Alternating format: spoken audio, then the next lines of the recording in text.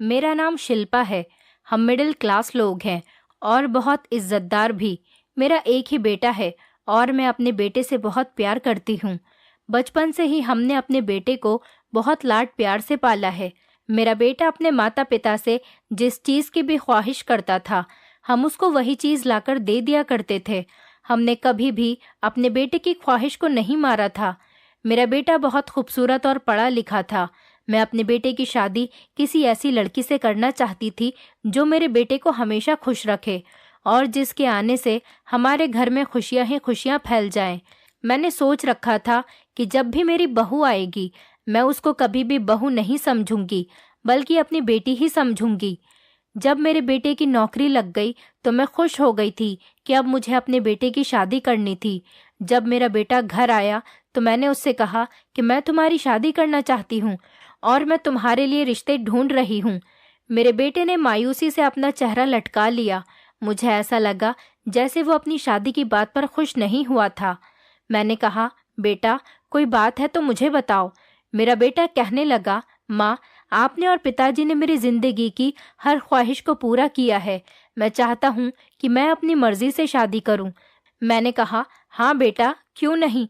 हर बच्चे को अपनी मर्जी से शादी करने का हक होता है। अगर तुम्हें कोई लड़की पसंद है तो हमें बता दो। मेरी इस बात पर मेरा बेटा बहुत खुश हो गया और कहने लगा, मैं एक लड़की को पसंद करता हूँ, आप उसके घर रिश्ता लेकर चली जाना। मैं और मेरे पति कुछ दिन बाद ही उस लड़की के घर रिश्ता लेकर चले गए थे। मेरी होने वाली बहू गरीब परिवार से थी। उन लोगों के घर के हालात देखकर हमने सोच लिया था कि हमें सिर्फ उनकी बेटी चाहिए। मेरे बेटे की पसंद बहुत अच्छी थी। मेरे बेटे को वो लड़की पसंद थी, इसलिए मुझे और मेरे पति को कोई एतराज़ नहीं था, क्योंकि लड़की बहुत खूबसूरत और पढ़ी लिखी थी। इसलिए हमने बिना एतराज़ के ही उन लोगों की शादी तय कर दी। हम अपने बेटे की शादी खूब धूमधाम से करना चाहते थे, क्योंकि वो मेरा इकलौता बेटा था और मैं अपने बेटे की शादी में अपनी सारी ख्वाहिश पूरी करना चाहती थी। बल्कि मैंने तो रिश्ता लगाने के बाद ही उसकी शादी की तैयारियां शुरू कर दी थी। लेकिन देखते ही देखते मेरे बेटे की शादी का दिन भी आ गया। मैं अपने बेटे की शादी पर बहुत ज़्यादा खुश थी और आखिरकार आज उसकी बारात का दिन भी आ गया था और मेरे बेटे की शादी खूब धूमधाम से हुई। हमारे घर में मेहमान रुके हुए थे।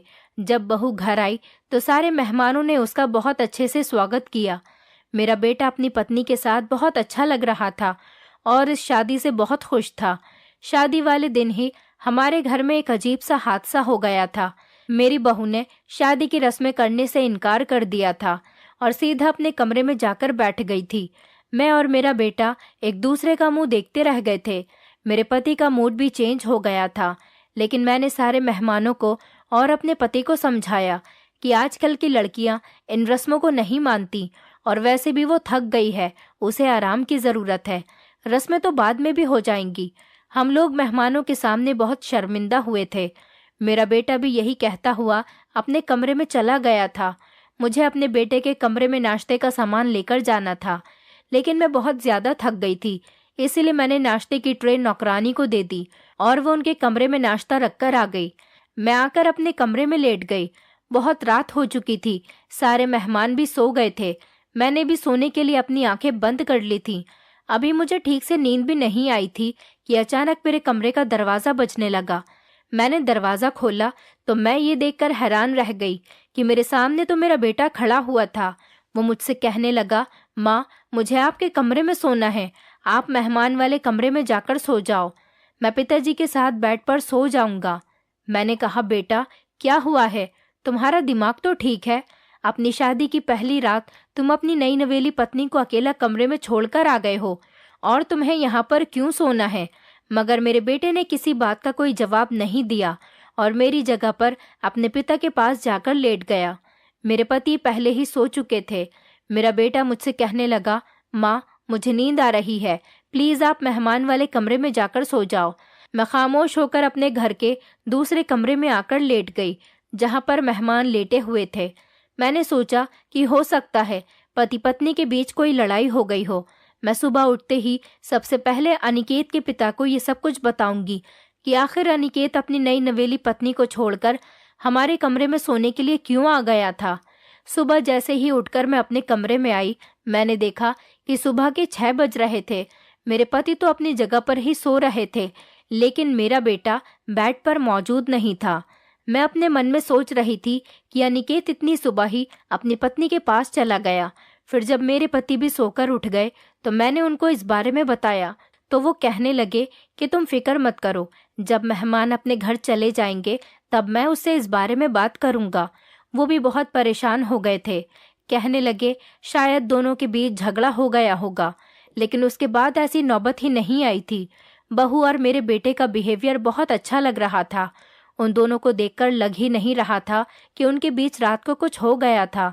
न वो दोनों एक दूसरे से नाराज लग रहे थे और न ही उनको देखकर ऐसा लग रहा था कि रात उन दोनों के बीच झगड़ा हुआ था। हम दोनों पति पत्नी उनको देखकर खुश हो गए थे। हम दोनों को जो अपने बेटे और बहू की तरफ से फिक्र थी, अब वो खत्म हो गई थी। हम दोनों अपने अपने कामों में बिजी हो गए थे और शाम तक हमारे घर के मेहमान भी अपने अपने घर को वापस लौट गए थे। लेकिन जैसे ही रात हुई, मेरा बेटा अपनी पत्नी के पास कमरे में गया। हम भी अपने कमरे में आकर लेट गए थे। जैसे ही मेरे पति को गहरी नींद आई, थोड़ी देर के बाद मेरे बेटे ने फिर से हमारा दरवाजा बजाया और कहने लगा, माँ आप दूसरे वाले कमरे में जाकर सो जाओ, मैं पिताजी के पास सोना चाहता हूँ। आज फिर वो मेरे कमरे में आ गया। मुझे कुछ ठीक नहीं लग रहा था। मैं खामोशी से अपने कमरे से निकलकर बराबर वाले कमरे की तरफ जाने लगी तो आगे से गुजरते हुए मुझे एक अजीब सी आवाज आई। मैं घबरा गई। ये आवाज किसी और की नहीं बल्कि मेरी बहू की थी। वो अपने कमरे में चीख रही थी और रो रही थी। मैं परेशान हो गई। शायद आज भी मेरे बेटे और बहू के बीच में झगड़ा हो गया होगा और मेरा बेटा नाराज होकर हमारे कमरे में आकर सो गया। लेकिन बहू इतनी जोर जोर से चीखकर क्यों रो रही थी? अगले दिन सुबह होते ही मैंने फिर से अपने बेटे के पिता को ये बात बताई। वो भी परेशान हो गए थे। वो कहने लगे, अब तो अनिकेत अपनी पत्नी के साथ कमरे में बिजी है, मैं शाम को उससे बात करूंगा। लेकिन शाम को जब हम सब लोग एक साथ बैठे तो बहू और अनिकेत का मूड बिल्कुल ठीक लग रहा था। मेरे पति ने जैसे ही अनिकेत से बात करनी शुरू की तो वो खामोश हो गया था, क्योंकि कल की तरह आज भी उन दोनों को देखकर नहीं लग रहा था कि वो दोनों आपस में रात को झगड़ा करते हैं, बल्कि वो दोनों तो एक दूसरे से बहुत ज्यादा प्यार से बात कर रहे थे, जैसे कि शादीशुदा पति पत्नी आपस में एक दूसरे से बात करते हैं। मेरा बेटा अपनी पत्नी की तारीफ कर रहा था और मेरी बहू उसकी हर बात पर मुस्कुरा रही थी। ये सब क्या था, मुझे तो कुछ भी समझ में नहीं आ रहा था। जब मेरी बहू और बेटा वहां से चले गए तो मेरे पति मुझे डांटने लगे कि इन दोनों बच्चों को देखकर तो ऐसा लगता ही नहीं, ये दोनों आपस में झगड़ा करते होंगे, शायद तुम्हारा वहम होगा।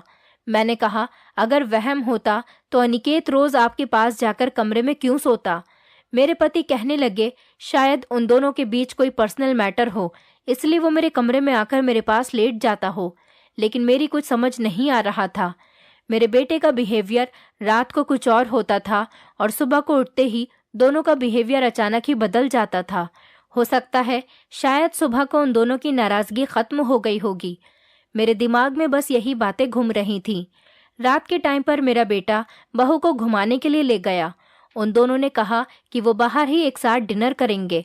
लगभग 7 बजे तक वो दोनों घर से निकल गए थे। मैं इस बात से बहुत खुश थी। चलो, दोनों बच्चों के बीच सब कुछ ठीक हो गया था। लेकिन ना जाने क्यों मेरे दिल में एक झटका सा लगा हुआ था कि बहू और अनिकेत के बीच में जरूर कोई ना कोई गड़बड़ तो है, जो रात आते ही वो दोनों एक दूसरे से अलग होने के बावजूद एक दूसरे के साथ सुबह में खुश हो जाते हैं। ये बात मेरे लिए तो काफी हैरान कर देने वाली थी और मैं सोचते सोचते ही इतना परेशान हो जाती थी कि मेरे सर में दर्द होने लगता था। मैं अपनी बहू और उसके परिवार वालों को भी ठीक से नहीं जानती थी, क्योंकि उन दोनों की पसंद की शादी थी। लेकिन मुझे पूरा भरोसा था कि मेरे बेटे ने किसी अच्छी लड़की से ही शादी की थी। पर जब से शादी हुई है, न जाने ये लोग रात को क्या गड़बड़ करते रहते हैं और मैं यही सोच रही थी कि इस शादी का क्या अंजाम होगा। रात के 11 बजे तक लगभग मेरा बेटा और बहू घर वापस आ गए थे। वो जब घर वापस आए तो बहुत खुश नजर आ रहे थे। मेरे बेटे ने बहू के साथ ली हुई फोटो भी मुझे दिखाई। फोटो में भी वो दोनों बहुत खुश नजर आ रहे थे और उन दोनों को देखकर लग ही नहीं रहा था कि वो आपस में झगड़ते भी होंगे। मेरा बेटा और बहू बाहर से ही रात का खाना खाकर आए थे और साथ ही साथ मेरे और अपने पिताजी के लिए भी मेरा बेटा खाना पैक करवा कर लेकर आया था। जबकि हम दोनों पति पत्नी खाना खा चुके थे, लेकिन मुझे खुशी हुई थी कि मेरे बेटे को अपनी माँ और पिताजी की परवाह थी। पत्नी आने के बाद वो बदला नहीं था। थोड़ी देर मुझसे बातें करने के बाद वो दोनों अपने कमरे में चले गए। मुझे किचन का कुछ काम करना था, इसलिए मैं किचन में जाकर अपने काम में बिजी हो गई। 2 घंटे ही गुजरे थे कि अचानक मेरे बेटे के कमरे का दरवाजा खुला। मैंने जैसे ही अपने बेटे के कमरे की तरफ देखा तो मेरा बेटा अपने कमरे से बाहर निकल रहा था और कमरे के दरवाजे को बाहर से बंद कर रहा था। मैं उसे ऐसा करता हुआ देखकर बाहर चली गई। वो मुझे भी शर्मिंदा होकर देखने लगा और कहने लगा कि मैं आपके कमरे में सोने जा रहा हूँ। आपको जब नींद आएगी तो आप बराबर वाले कमरे में जाकर सो जाना।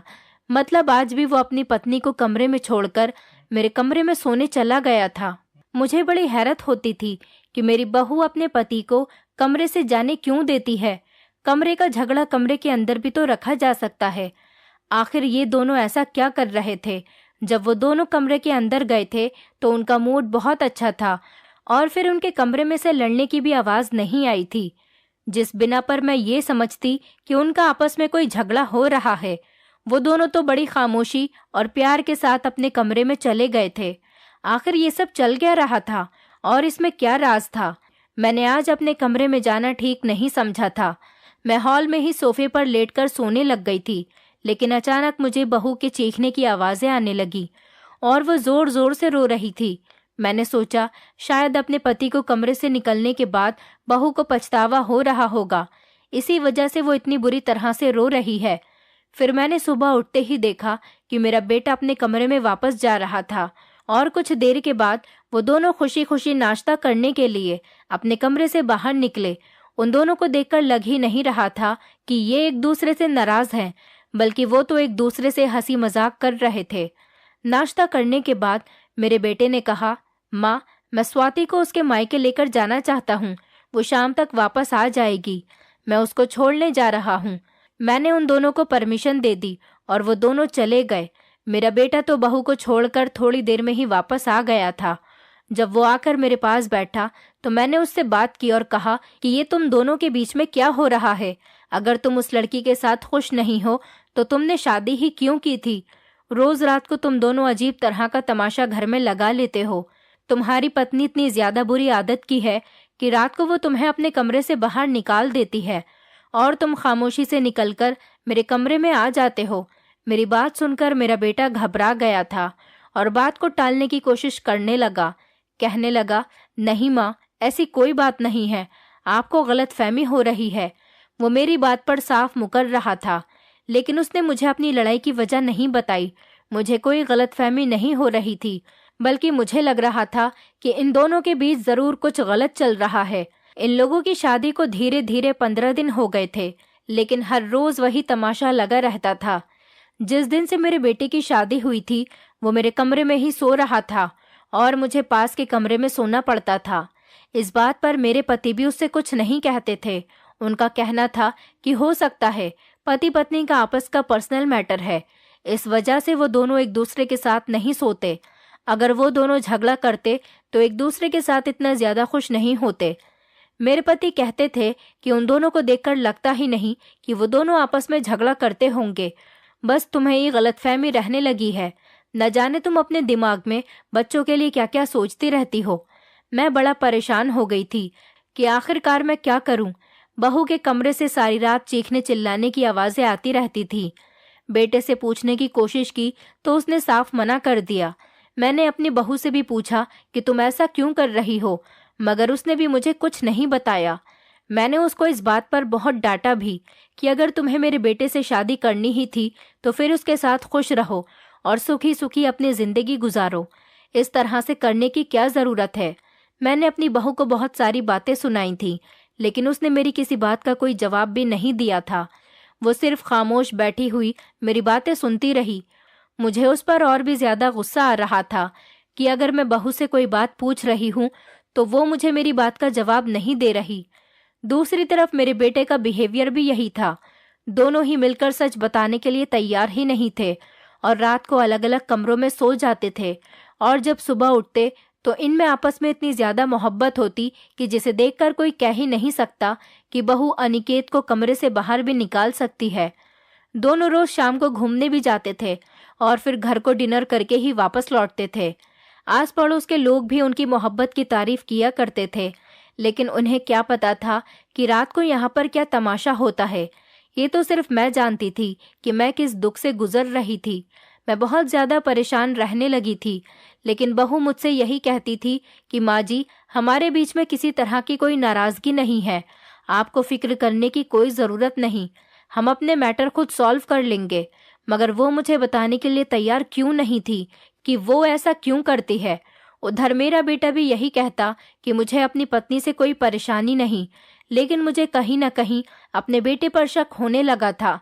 ज़रूर कोई बड़ी बात थी जो ये दोनों पति पत्नी मुझसे छुपा रहे थे और बताने के लिए तैयार नहीं थे। मैंने आज फैसला कर लिया था कि मैं कमरे का राज जानकर ही रहूंगी। आखिर मेरी बहू बेटे को कमरे से बाहर क्यों निकालती है। मैंने अपनी बहू और बेटे पर नजर रखनी शुरू कर दी। मेरे बेटे की ऑफिस की छुट्टियों के दिन भी खत्म हो गए थे और मैं भी सारा दिन घर पर ही रहती थी। जब मेरे बेटे की शादी नहीं हुई थी, मैं अकेली घर में रहती थी।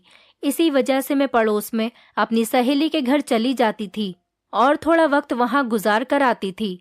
लेकिन जब से मेरे बेटे की शादी हुई थी, मेरा वहां पर जाना नहीं हुआ था। अनिकेत ने भी ऑफिस जाना शुरू कर दिया था। मेरे पति तो शादी के 4-5 दिन के बाद ही नौकरी पर जाने लगे थे और पति और बेटे का कारोबार अच्छा था। मैंने यही सोचा था कि अब मैं घर पर ही रहूंगी और अपनी बहू पर नजर रखूंगी और देखूंगी कि वो ऐसा क्यों करती है। उसका ऐसा करना बिल्कुल ठीक नहीं है, लेकिन मैं सारा सारा दिन उसके साथ घर में दिन गुजारती थी। मुझे उसकी किसी भी हरकत पर शक नहीं होता था। फिर ना जाने क्यों वो मेरे बेटे को कमरे से बाहर निकाल दिया करती थी।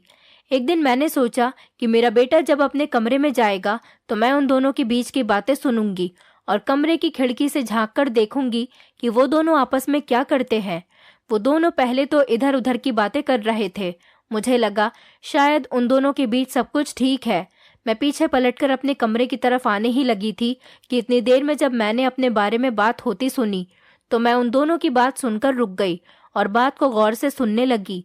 मेरी बहू बेटे से कह रही थी कि माँ जी तो हम दोनों के पीछे हाथ धोकर पड़ गई हैं। बस हमेशा यही जानने में लगी रहती है कि रात को तुम कमरे के बाहर क्यों निकल जाते हो। उन्हें ऐसा लगता है कि मैं तुम्हें कमरे से बाहर निकाल देती हूँ। तुम अपनी माँ को समझा दो कि वो हमारे बारे में जानने की ज्यादा कोशिश न करें और हमारे मामलात से दूर रहें। हम दोनों खुशी खुशी जिंदगी गुजार रहे हैं और उनके सामने भी हंसी खुशी रहते हैं। न जाने उन्हें हमसे क्या प्रॉब्लम रहती है। बहू की ऐसी बातें सुनकर तो मुझे गुस्सा आ गया था, लेकिन मुझे ऐसा लगा कि मेरा बेटा मेरे खिलाफ अपनी पत्नी से ये बात नहीं सुन सकता। लेकिन जो बात मेरे बेटे ने कही वो सुनकर तो मैं हैरान रह गई थी। मेरे बेटे ने अपनी पत्नी से कहा कि तुम फिक्र मत करो, मैं माँ को समझा दूंगा। और फिर मेरा बेटा रात के टाइम पर मेरे पास आया और मुझे समझाने लगा। कहने लगा, मेरी पत्नी मेरे साथ बहुत अच्छे से और प्यार से रहती है, आपको हमारे मैटर में बोलने की कोई ज़रूरत नहीं। ये सुनकर मेरी आंखों में आंसू आ गए थे। क्या इसी दिन के लिए मैंने अपने बेटे की शादी कराई थी। मैंने फैसला कर लिया था कि अब मैं उनके किसी भी मामलात में दखल अंदाजी नहीं करूंगी। और फिर मेरे बेटे ने यह भी कहा कि अगर आपने हमारी शादीशुदा जिंदगी के मामलात में दखल अंदाजी करने की कोशिश की तो मैं ये घर छोड़कर अपनी पत्नी के साथ दूसरे घर में शिफ्ट हो जाऊंगा।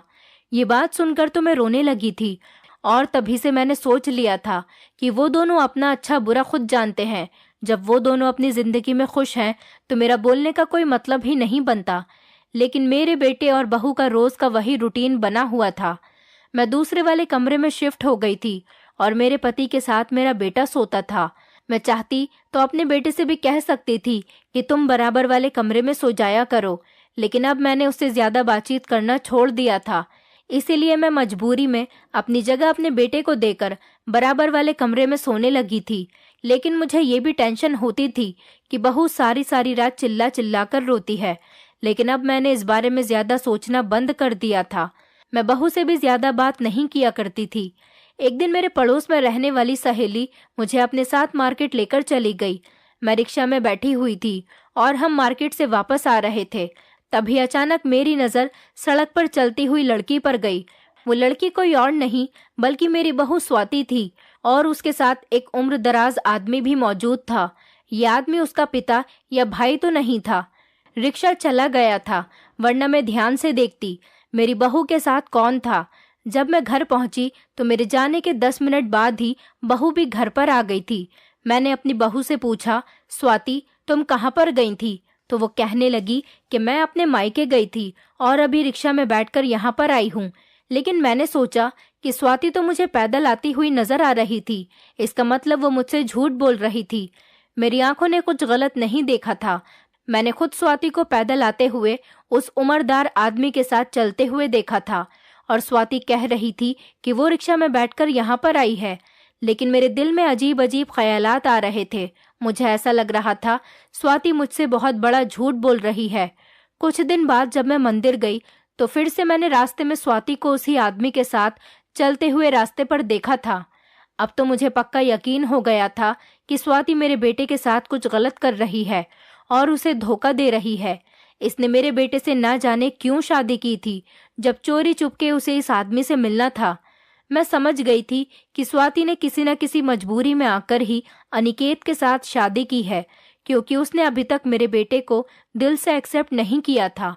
वो रात को मेरे बेटे को कमरे से बाहर निकाल दिया करती थी। आखिर यही वजह हो सकती है जो स्वाति रोज रात को ऐसा करती थी। मेरा बेटा तो बहू से दिल से मोहब्बत करता था, तो फिर बहू ये क्या खेल खेल रही थी? मेरा बेटा अपनी पत्नी की हर बात मानता था, जैसा वो कहती थी वैसा ही किया करता था। अब की बार जब स्वाति अपने मायके का बहाना लेकर घर से बाहर निकली तो मैं भी उसके पीछे पीछे चोरी चुपके निकल गई थी और उसका पीछा करने लगी। लेकिन एक पतली सी गली में जाकर वो कहीं खो गई थी। मैंने उसे ढूंढने की बहुत कोशिश की, लेकिन मुझे वो कहीं भी नजर नहीं आई। मैं बहुत देर तक वहीं खड़े होकर उसके आने का इंतजार करती रही। तभी अचानक मुझे एक रिक्शा मिल गया। मैं उस रिक्शा में बैठकर घर आने ही वाली थी कि अचानक उस पतली सी गली से वो उम्रदार आदमी और स्वाति बाहर निकले।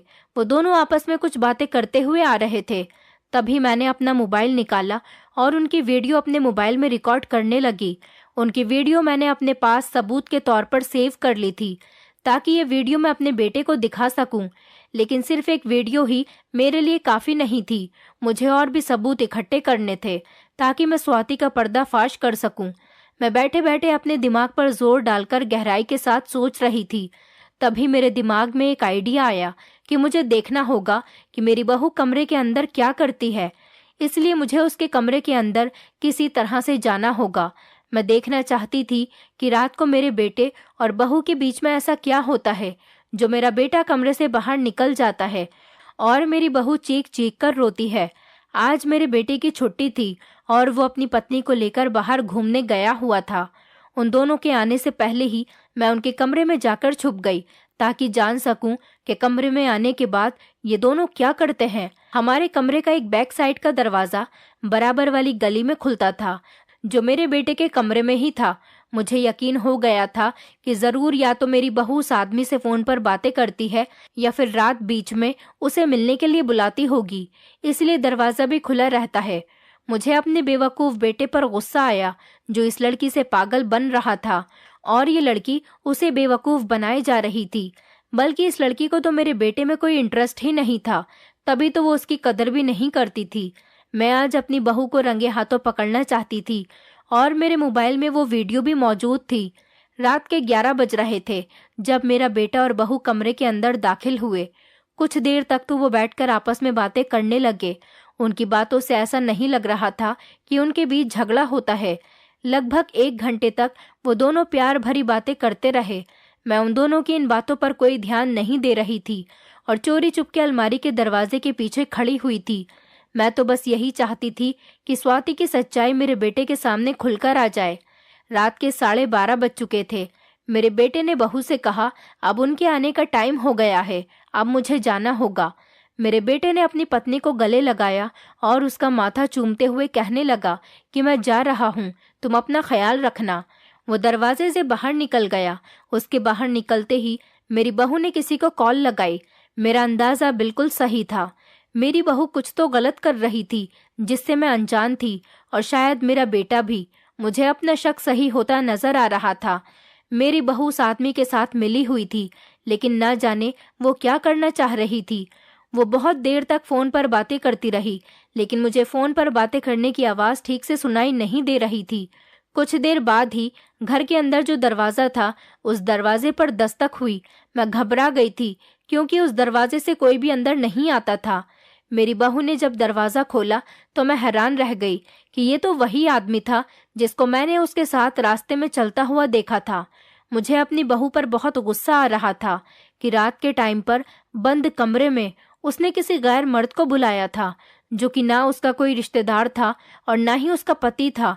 तो फिर वो भी यहाँ पर अकेले कमरे में एक खूबसूरत कम उम्र की औरत के साथ क्या करने आया था। मैंने सोच लिया था कि अगर ये दोनों कुछ भी गलत करेंगे तो मैं शोर मचाकर अपने पति और बेटे को कमरे के अंदर बुला लूंगी और रंगे हाथों अपनी बहू और इस आदमी को पकड़वा दूंगी। लेकिन ये क्या था, थोड़ी देर के बाद अनिकेत भी कमरे में आ गया था। अपने बेटे को देखकर मैं हैरान रह गई थी। ये चल क्या रहा था? इसका मतलब मेरे बेटे को सब कुछ पता था कि कमरे में कौन आता है। क्या मेरा बेटा इतना बगैरत हो गया है कि अपनी पत्नी को किसी दूसरे मर्द के साथ देखकर उसे कुछ महसूस नहीं होता, बल्कि वो भी उस आदमी के साथ हंसकर बातें कर रहा था और उसका हालचाल पूछ रहा था। ये आदमी था तो लगभग 40-45 साल की उम्र का, लेकिन कपड़ों से काफी ज्यादा अमीर लग रहा था और पढ़ा लिखा भी लग रहा था। मुझे ये देखकर और भी ज्यादा गुस्सा आ रहा था कि मेरा बेटा ये क्या कर रहा था। मुझसे बर्दाश्त नहीं हुआ और मैं उन लोगों के सामने आकर खड़ी हो गई और मैंने गुस्से से तेज आवाज में कहा, ये सब क्या हो रहा है? मुझे देखकर वो तीनों हैरान रह गए थे। मैंने अपने बेटे से कहा, अनिकेत, तुम्हें शर्म नहीं आती? तुम्हारी पत्नी का इस आदमी के साथ अफेयर चल रहा है और तुम अपनी पत्नी के खिलाफ जाने के बजाय उसका साथ दे रहे हो। मैंने कई बार तुम्हारी पत्नी को इस आदमी के साथ मिलते हुए देखा है। तुम अपनी पत्नी को समझाने के बजाय इस आदमी को अपने घर में इज्जत दे रहे हो। आखिर तुम्हारी इज्जत कहाँ पर चली गई? तुम्हें शर्म नहीं आती अपनी पत्नी को किसी दूसरे मर्द के साथ कमरे में बंद करने पर? क्या तुम अपनी पत्नी की मोहब्बत में इतने ही अंधे हो गए हो कि तुम में कुछ अच्छे बुरे की समझ भी नहीं रही और तुम्हें कुछ अच्छा बुरा दिखाई भी नहीं देता? मेरे बेटे ने मेरे सामने हाथ जोड़ लिया और कहने लगा, माँ, बस अब खामोश हो जाओ, मैं आपकी ये बातें नहीं सुन सकता। उस आदमी ने और मेरी बहू ने भी अपनी नजरें नीचे झुका ली थीं। मेरे बेटे ने कहा, माँ, आपको नहीं पता स्वाति कितनी बड़ी परेशानी में उलझी हुई है और ना ही आप उसकी परेशानी जान सकोगी, क्योंकि आप भी मेरी पत्नी से नफरत करने लगी हो। आज जो सच्चाई मैं आपको बताने जा रहा हूँ, उसको सुनकर शायद आपको बहुत बड़ा धक्का लगेगा। मैं आपको बताना तो नहीं चाहता, लेकिन जब बात मेरी पत्नी की इज्जत पर आ रही है तो मुझे मजबूरन आपको सब कुछ बताना पड़ेगा कि यहाँ पर क्या होता है, क्या होने वाला है और क्या चल रहा है। आज आपके सारे सवालों के जवाब मैं देता हूँ, क्योंकि मैं भी आपसे इस बात को छुपा छुपा कर तंग आ गया हूँ। मेरी पत्नी इस आदमी से मिलती है और मेरी परमिशन से ही ये दोनों इस घर में मिलते हैं, और आप जानना चाहती हैं कि ये आदमी हमारे कमरे में क्यों आता है? क्योंकि ये एक साइकेट्रिस्ट है और ये इस शहर के जाने माने साइकेट्रिस्ट है। स्वाति शादी से पहले से ही इनकी पेशेंट है और ये मेरी पत्नी का इलाज करने के लिए यहाँ पर आते हैं। अपने बेटे की बात सुनकर मैं सोच में पड़ गई थी कि कैसा इलाज और क्या हुआ है बहू को। अनिकेत ने बताया कि स्वाति एक दिमागी पेशेंट है।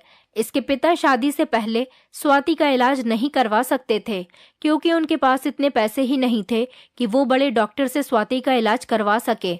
मैंने स्वाति के पिता से वादा किया था कि मैं स्वाति का इलाज करवाऊंगा और शादी के बाद भी करवाऊंगा, क्योंकि स्वाति का इलाज 4 महीने का है।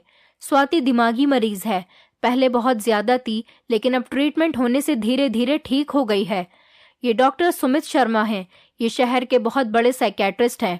मैं आप लोगों को ये बात नहीं बताना चाहता था, क्योंकि अगर मैं आपको ये बताता कि मेरी पत्नी दिमागी मरीज है तो आप मेरी शादी उससे कभी भी नहीं करवाते।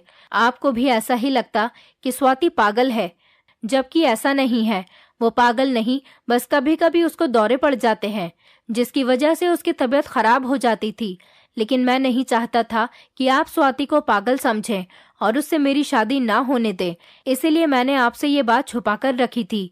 डॉक्टर रात को फ्री होने के बाद यहाँ पर स्वाति का ट्रीटमेंट करने के लिए आते हैं और अपनी कुछ मशीन स्वाति के सर पर लगाते हैं, जिससे उसको तेज दर्द होता है और वो जोर जोर से चिल्लाती है।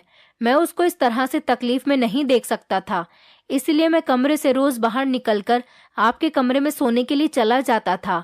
1 घंटे का ट्रीटमेंट करने के बाद डॉक्टर इस दरवाजे से ही अपने घर को वापस लौट जाते थे और मैं रात के 4-5 बजे अपनी पत्नी के पास आ जाता था ताकि उसे हौसला दे सकूं। यही वजह थी जिस वजह से मैं कमरे के बाहर चला जाता था और स्वाति चिल्ला चिल्ला कर रोती थी। मैं अपने बेटे की ये बात सुनकर शर्मिंदा हो गई थी कि मेरी बहू बीमार है और मैं इतनी आगे चली गई थी कि उसके कैरेक्टर पर ही शक करने लगी थी।